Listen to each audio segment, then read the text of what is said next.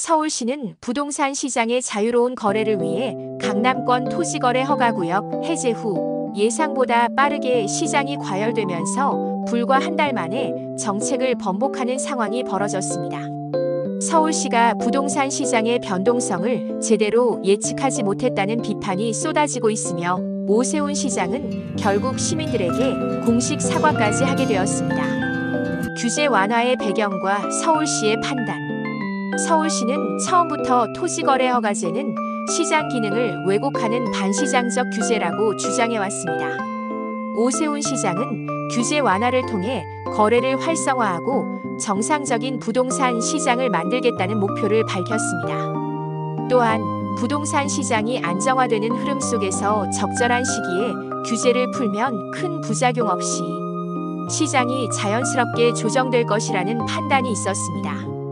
하지만 시장 반응은 서울시의 예상과 달랐습니다. 규제 완화 후 강남 3구 강남 서초 송파를 중심으로 집값이 빠르게 상승하기 시작했습니다.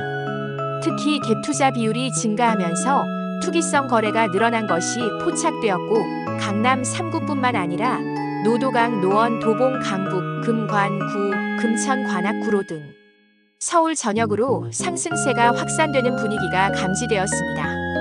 결국 정부의 부동산 시장 안정화 압박이 커지면서 서울시는 정책을 번복할 수밖에 없었습니다.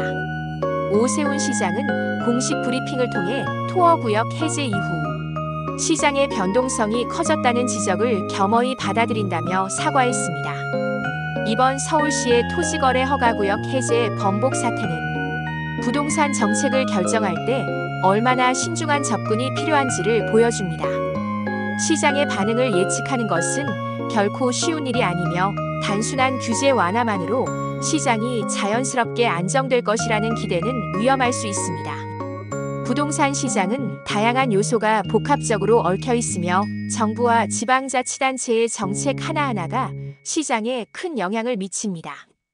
따라서 앞으로는 더 철저한 데이터 분석과 장기적인 관점에서 정책을 수립해야 할 것입니다. 이번 사태를 통해 다시 한번 확인된 것은 부동산 정책은 신중해야 한다는 점입니다. 시장의 자율성을 존중하되 무분별한 규제 완화가 아닌 균형 잡힌 정책이 필요하다는 사실을 서울시도 깨닫게 된 순간이 아닐까요? 출처 서울시 토어제 재지정 발표 내용 요약.